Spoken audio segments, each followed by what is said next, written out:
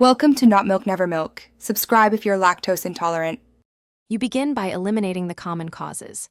Make sure the TV and the device you are mirroring from are on the same Wi-Fi network and not using a VPN, because tunneling often blocks streaming handshakes. Once done, update the Netflix app and device firmware so DRM and codecs are current. Then power cycle the TV, source device, and router. Wait about 30 seconds between restarts to clear caches and re-establish fresh network assignments.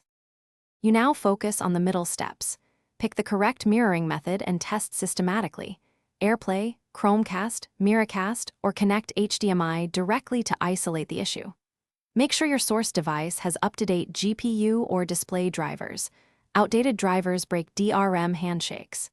If you use a browser, disable hardware acceleration because GPU decoding sometimes causes a black output. Reinstall the display adapter driver if problems persist. Then try casting again to see if video appears. Finish by validating playback and narrowing fault.